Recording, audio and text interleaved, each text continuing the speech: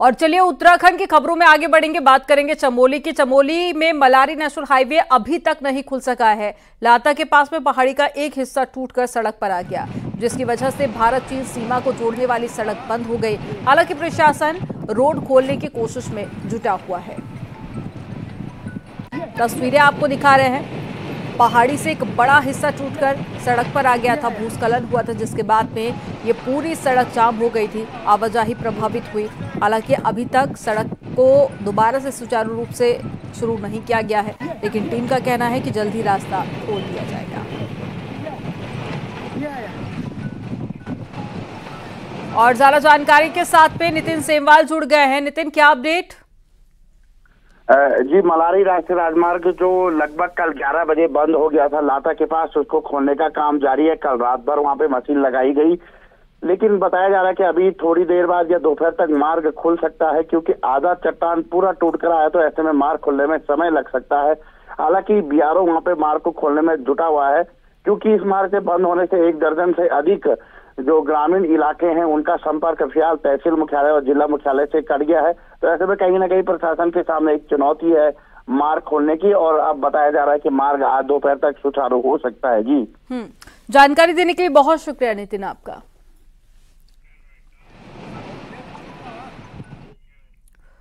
रुद्रप्रयाग जिला मुख्यालय में एक शख्स अचानक से पुनार गदेरे में बह गया। बताया जा रहा है कि शख्स का सड़क किनारे पैर फिसल गया था और वो सीधा गदेरे में ही गिर गया और तेज बहाव में बह गया। घटना की सूचना मिलते ही तत्काल जल पुलिस और डीडीआरएफ, एसडीआरएफ मौके पर पहुंची और खोजबीन में जुट गई।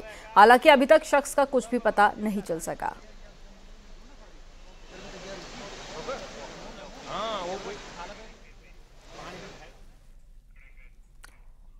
तिरुपति बालाजी मंदिर में प्रसाद को लेकर उठे मामले के बाद में बद्री केदार मंदिर समिति भी हरकत में आ गई है और तीर्थ पुरोहितों ने भी इसको लेकर सवाल उठाए। तो मंदिर समिति भी बेहद गंभीर हो गई है ताकि प्रसाद की शुद्धता और गरिमा बनी रहे।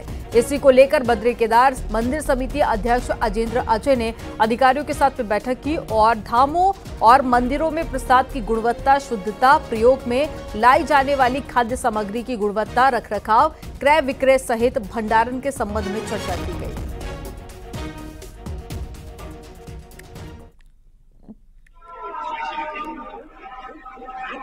और संदीप जुड़ गए हैं फोन लाइन पर।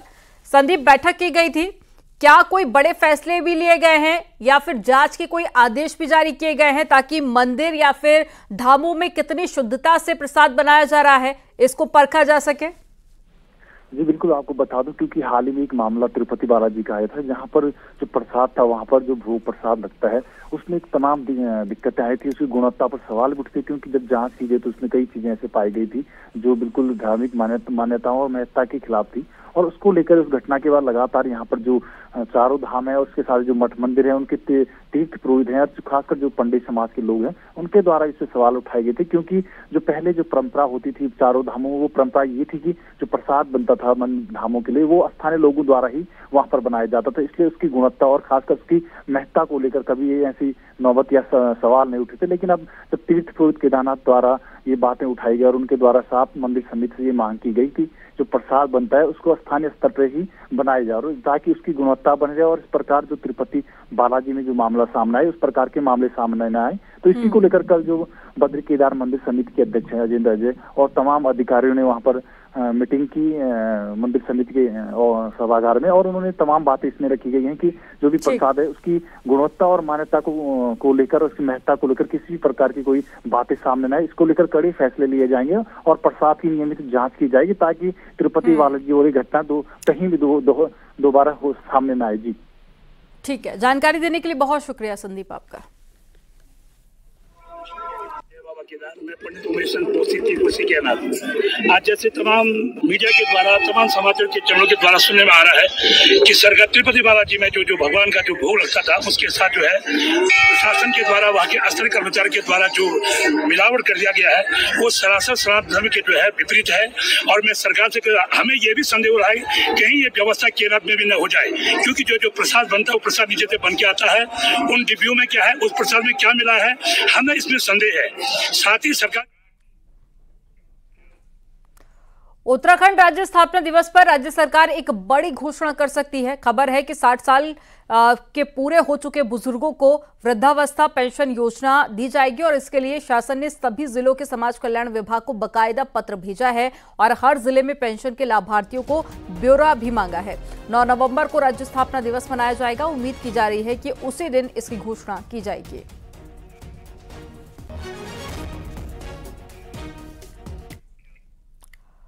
और दिल्ली से एक बड़ी खबर मिल रही है। दिल्ली में मौजूद हैं सीएम पुष्कर सिंह धामी। हरियाणा चुनाव प्रचार से सीधे दिल्ली आए मुख्यमंत्री और साथ ही आज दिल्ली से जम्मू कश्मीर भी जा सकते हैं मुख्यमंत्री। तो चुनाव प्रचार के लिए सीएम धामी दिल्ली से दोबारा जम्मू कश्मीर जाएंगे क्योंकि हरियाणा में भी इलेक्शन है, जम्मू कश्मीर में भी इलेक्शन होने हैं और बीजेपी अपने जो बड़े नेता हैं जिनकी लोकप्रियता काफी ज्यादा है उनको स्टार प्रचारकों की लिस्ट में शामिल किया गया है। और मुख्यमंत्री पुष्कर सिंह धामी भी प्रचार कर रहे हैं। बीजेपी के कैंडिडेट के पक्ष में जनता से वोट करने की अपील भी कर रहे हैं।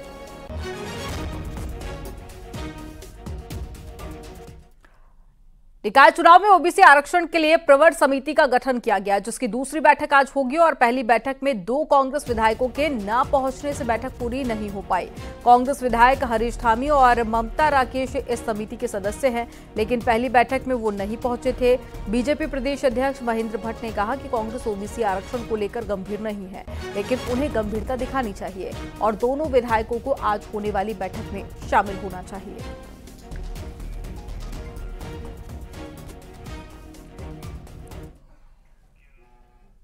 न्यूज 18 ने खबर दिखाई थी कि बीजेपी के सदस्यता अभियान में उसके विधायक ही रुचि नहीं ले रहे हैं।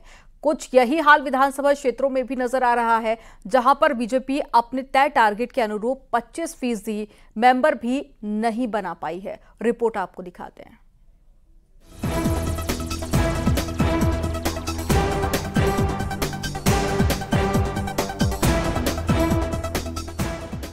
2 सितंबर से शुरू हुए बीजेपी के सदस्यता अभियान का पहला चरण 25 सितंबर को समाप्त होने जा रहा है। लेकिन पहले चरण के मेंबरशिप के जो आंकड़े हैं, उसने पार्टी हाईकमान की चिंता बढ़ा दी है।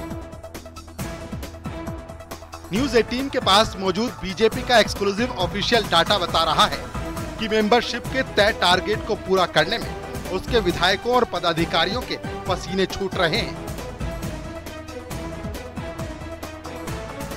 विधायकों की परफॉर्मेंस तो खराब है ही, साथ ही विधानसभा क्षेत्रों से भी तस्वीर कुछ अच्छी नहीं आ रही है। हालात ये हैं कि जिस केदारनाथ विधानसभा पर बीजेपी का फोकस है, वहां बीजेपी अभी तक महज 17% टारगेट ही अचीव कर पाई है। बीजेपी ने यहां 34,000 मेंबर बनाने का लक्ष्य रखा है, लेकिन 19 सितंबर तक बीजेपी केदारनाथ में मात्र 5,700 मेंबर ही बना पाई। बीजेपी को नानकमत्ता और धारचूला विधानसभा में सबसे ज्यादा मुश्किल हो रही है। दोनों सीटें कांग्रेस के पास हैं। दोनों सीटों पर बीजेपी अभी तक सबसे कम 8% ही मेंबर बना पाई है। सल्ट, द्वाराहाट, रुद्रपुर, काशीपुर, नरेंद्रनगर, यमकेश्वर में भी पार्टी की हालत खराब है। यहाँ बीजेपी 9 से 10% मेंबर बनाने का आंकड़ा ही छुपाई है। रानीखेत, खानपुर, घनसाली, किच्छा में टारगेट का 12% ही अचीव हो पाया है। सबसे शानदार परफॉर्मेंस बीजेपी की देहरादून कैंट, अल्मोड़ा और श्रीनगर विधानसभा में है। कैंट में बीजेपी ने सबसे ज्यादा 54% का आंकड़ा छू लिया है। दूसरे नंबर पर अल्मोड़ा में 44 और तीसरे नंबर पर श्रीनगर में पार्टी अपने तय टारगेट का 41% आंकड़ा अचीव कर चुकी है। सभी से बातचीत लगातार हो रही है और विधायक भी पार्टी के कार्यकर्ता हैं, लेकिन जैसा कि कुछ विधायक हमारे जम्मू कश्मीर के चुनाव में लगे हैं, कुछ विधायकगण हमारे हरियाणा के चुनाव में लगे हुए हैं, तो वहां से वो कुछ प्रयास भी कर रहे हैं। इसके कारण जो कुछ दिख रहा है कि कुछ विधायक अपने लक्ष्य से काफी दूर हैं। सूत्रों की माने तो पार्टी नेताओं की इस परफॉर्मेंस से बीजेपी आलाकमान खुश नहीं है, लिहाजा अब इसमें रणनीतिक बदलाव किया जा रहा है। 25 सितंबर से दूसरे फेज की शुरुआत अब महाअभियान के रूप में की जा रही है। इस दिन हर बूथ पर एक पदाधिकारी की ड्यूटी लगा दी गई है और टारगेट दिया गया है एक दिन में कम से कम 100 मेंबर बनाने का। महाअभियान के दिन सभी को अपने बूथों पर रहना है। कुछ कार्यकर्ताओं को बूथ आवंटित किए गए हैं। उस बूथ पर रह करके कम से कम 100 सदस्य हर बूथ पर बनाने हैं और इस प्रकार से लगभग 2,51,000 सदस्य हम लोगों ने बनाए। पार्टी के इस अभियान को सबसे बड़ा झटका केदारनाथ में लगा है। यहाँ प्रस्तावित उपचुनाव के मद्देनजर भी सदस्यता अभियान को विशेष फोकस पर रखा गया था, लेकिन मेंबरशिप के आंकड़ों ने जो तस्वीर पेश की उससे पार्टी खुश नहीं है।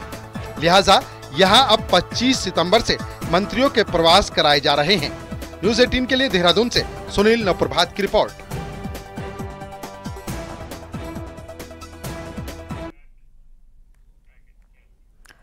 विधानसभा चुनाव में अभी करीब 2 साल है, तो कांग्रेस के सीनियर नेता जनता के मुद्दे उठाने के साथ ही कार्यकर्ता को एक्टिव करने का प्लान भी बना रहे हैं ताकि 2027 के लिए अभी से जमीन तैयार की जा सके। रिपोर्ट आपको दिखाते हैं।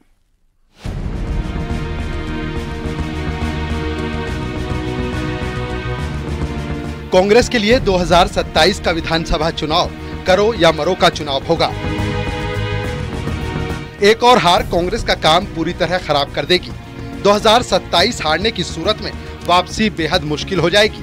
ये बात कांग्रेस के सीनियर नेता समझ चुके हैं। यही वजह है कि अगले 2 साल को ध्यान में रखते हुए नेता एक्टिविटी तेज करना चाहते हैं। अक्टूबर में नेता विपक्ष यशपाल आर्य का अलग अलग मुद्दों को लेकर नैनीताल कमिश्नर ऑफिस घेराव का प्लान है, जिसमें सभी सीनियर नेता मौजूद रहेंगे। तो इसके बाद गढ़वाल में भी इसी तरह के प्रोग्राम की तैयारी है। वहीं प्रीतम सिंह भी अक्टूबर से अलग अलग फेज में सभी जिलों का दौरा करेंगे। फिर देहरादून में बड़ी रैली का प्रोग्राम है। तो कांग्रेस नेता गणेश गोदियाल लगातार गढ़वाल के अलग अलग विधानसभा क्षेत्रों के दौरे पर हैं और जनता से जुड़ने की कोशिश कर रहे हैं। वहीं महिलाओं तक अपनी बात पहुंचाने के लिए महिला प्रदेश अध्यक्ष ज्योति रौतेला अक्टूबर के आखिर से सभी 70 विधानसभा क्षेत्रों का दौरा करेंगी। तो दिसंबर में पूर्व मुख्यमंत्री हरीश रावत का पहाड़ की रिजर्व सीटों पर जाकर दलित वोट को साथ जोड़ने का प्लान है। मिलकर नैनीताल में आयुक्त उपमहामंडल के कार्यालय का घेराव करने की मंशा है और इसके लिए सभी माननीय विधायकों से, माननीय जो हमारे वरिष्ठ नेता, हमसे भी चर्चा हम कर रहे हैं, लगातार संपर्क में हैं और इसमें हमारे प्रदेश नेतृत्व भी इसमें प्रतिभाग करेगा। मैं हरिद्वार से शुरुआत करूंगा। मैं हरिद्वार के बाद दूसरे दिन जो है रुड़की के बाद जसपुर, काशीपुर में, तब रुद्रपुर से हल्द्वानी में और हल्द्वानी के बाद विश्राम लेने के बाद जो है सेकंड फेज में अल्मोड़ा, पिथौरागढ़, लोहाघाट, चंपावत जाऊंगा। कांग्रेस के 5 बड़े नेताओं के अपने अपने प्लान हैं और कोशिश जनता के मुद्दे उठाने के साथ कार्यकर्ता को एक्टिव करने की है ताकि 2017 में राज्य की सत्ता से बाहर हुई कांग्रेस की किसी तरह वापसी पक्की की जा सके। न्यूज़ 18 के लिए देहरादून से दीपांकर भट्ट की रिपोर्ट।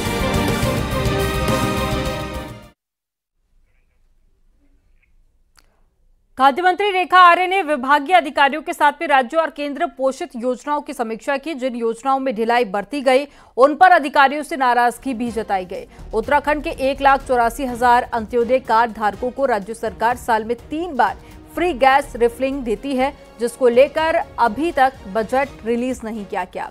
इस बात पर मंत्री ने कड़ी नाराजगी जताई है और जल्द ही फाइल को तैयार करने के निर्देश दिए ताकि 25 सितंबर को होने वाली कैबिनेट में पास किया जा सके। चूँकि अभी अंत्योदय परिवारों को जो मुफ्त गैस रिफिल किया जाने के लिए जो संबंधित बजट उसमें जारी किया जाना था वो अभी तक जारी नहीं किया गया है।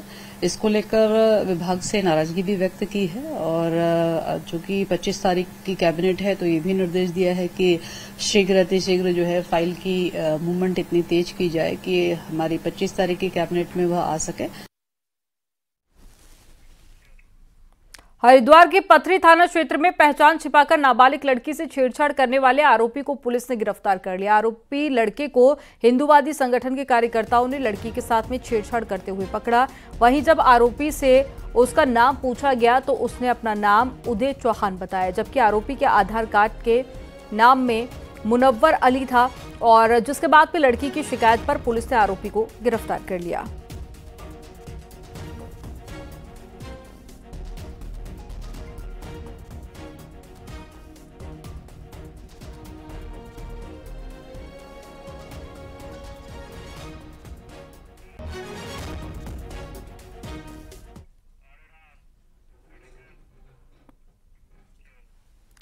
बद्रीनाथ धाम में एक आकृति कल चर्चा का विषय रही और देर शाम को नीलकंठ पर्वत के ठीक ऊपर भोलेनाथ के स्वरूप जैसी आकृति दिखाई दी, जिसकी तस्वीरें सोशल मीडिया पर वायरल हुई।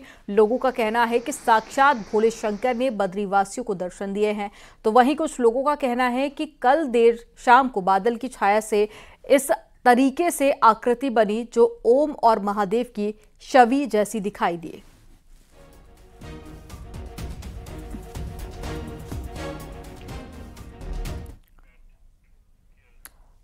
देहरादून के चक्राता में प्रसिद्ध महासू देवता के मंदिर से कई रहस्य जुड़े हुए हैं और क्या है मंदिर की मान्यता, एक रिपोर्ट में आपको दिखाते हैं।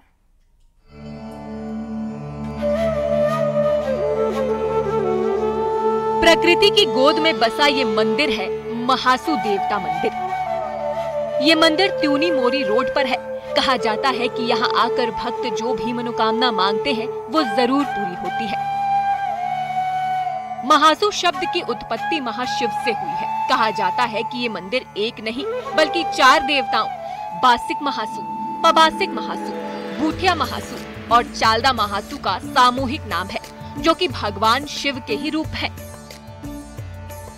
महासू देवता का चारों भाई का मूल मंदिर हनोल में, जहाँ बोठा महासू देवता विराजमान है, जो पांडव कालीन मंदिर है, जिसके कई ऐतिहासिक प्रमाण है, एएसआई प्रोटेक्ट मोन्यूमेंट्स है। और प्रवासी महासू देवता बंगाण क्षेत्र में प्रवास करते हैं, उनका मूल मंदिर देवती देवन में है। मंदिर को लेकर कई पौराणिक कथाएं हैं। मान्यता है कि 4 भाई महासू कुल्लू कश्मीर से आए थे। वहीं उत्तराखंड के उत्तरकाशी, संपूर्ण जौनसार बावर क्षेत्र, रवाई परगना के साथ साथ हिमाचल प्रदेश के सिरमौर, सोलन, शिमला, बिशहर तक महासू देवता की पूजा होती है। इन क्षेत्रों में महासू देवता को न्याय के देवता और मंदिर को न्यायालय के रूप में माना जाता है। महासू देवता जो है ना कुल्लू कश्मीर से आए हैं। बताया जाता है कि पहले जो ये टोंस और नदी का जो इलाका था, जिसको किसी ज़माने में कर्मनाशा नदी कहते थे, बाद में ये तमसा नदी पड़ी, फिर अंग्रेज़ों के टाइम टोंस नदी इसको नाम दिया गया। तो यहाँ पर दानवों का बड़ा आतंक था। दानवों से मानव की रक्षा के लिए या कहिए मानव कल्याण के लिए महासू देवता को यहाँ उड़ा बाट, जो यहाँ के क्या कहते हैं उस जमाने के ब्राह्मण थे मेंद्रत के। ऐसी भी मान्यता है कि महासू देवता के लिए राष्ट्रपति भवन से एक पार्सल आता था, जिसमें पूजा का सामान होता था। महासू देवता मंदिर के लिए दिल्ली से नमक आने की बात कहते हैं, परंतु इस बात का तो कोई प्रमाण नहीं मिलता है कि नमक आता था। वहाँ से धूप जरूर आता था और ये भी प्रमाण नहीं मिलता है कि राष्ट्रपति भवन से आता था या संसद भवन से आता था। जो धूप वहाँ आता था वो हनोल से अन्य मंदिरों के लिए भी भेजा जाता था। महासू देवता की प्रसिद्धि को देखते हुए अब उत्तराखंड सरकार इसे 5वें धाम के रूप में भी विकसित करने जा रही है, जहां मास्टर प्लान के तहत काम होंगे। केदारनाथ और बद्रीनाथ की तर्ज पर पूरा मास्टर प्लान बन रहा है हनोल देवता का, और महासू का पूरा परिसर का जो है डेवलपमेंट हो रहा है, जिसके लिए हमारे कैबिनेट के अंदर 120 करोड़ रुपए की जो है अनुमानित लागत जो है की स्वीकृति मिली है। आस्था की डोर से बंद कर दूर दूर से श्रद्धालु न्याय के देवता महासू के दरबार में आते हैं और कहा जाता है यहाँ आकर महासू देवता अपने भक्त की हर तकलीफ को दूर करते हैं। न्यूज़ 18 के लिए विकास नगर से कुलदीप चौहान की रिपोर्ट।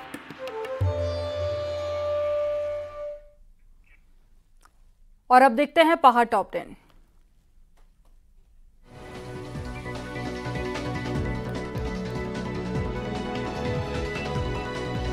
हरिद्वार में नाबालिग लड़की से बलात्कार के आरोपी को पुलिस ने सहारनपुर से गिरफ्तार कर लिया। अल्मोड़ा में बीजेपी के प्रदेश अध्यक्ष महेंद्र भट्ट ने सदस्यता अभियान के साथ ही आगामी कार्यक्रमों पर चर्चा की। रामनगर में प्रगतिशील सांस्कृतिक पर्वतीय समिति पैंट पड़ाव की रामलीला के होने पर संशय है। समिति के 2 गुटों में बंटने से विवाद बताया जा रहा है। टिहरी में जनता दरबार में डीएम ने लोगों की समस्याओं को सुना। जनता दरबार में घनसाली जल संस्थान के अधिकारियों के खिलाफ भी शिकायत मिली। बागेश्वर में डीएम ने जनता दरबार लगाया, जिसमें 30 शिकायतें दर्ज की गईं, जिसमें पेयजल, सड़क, बिजली, पेंशन की मांग की गई। राज्य आंदोलनकारियों को मिले 10% क्षैतिज आरक्षण को कोर्ट में चुनौती दी गई, जिस पर राज्य आंदोलनकारियों ने चिंता जताई। अल्मोड़ा के जागेश्वर धाम में मास्टर प्लान के तहत दुकानदार और स्थानीय लोगों का विस्थापन होना है, जिसको लेकर भनोली तहसील में बैठक हुई। महिला एवं बाल विकास विभाग की ओर से कोटद्वार के द्वारिखाल क्षेत्र में पोषण अभियान की शुरुआत की गई। ब्लॉक प्रमुख महेंद्र सिंह राणा ने इसकी शुरुआत की। पौड़ी पहुंचे राज्यसभा सांसद कल्पना सैनी ने बीजेपी कार्यकर्ताओं के साथ में बैठक की। उन्हें सदस्यता अभियान में तेजी लाने के निर्देश दिए। अल्मोड़ा डीएम ने पटाल बाजार का निरीक्षण किया और बाजार में हो रहे अतिक्रमण को हटाने के साथ ही बाजार को बेहतर करने के निर्देश दिए।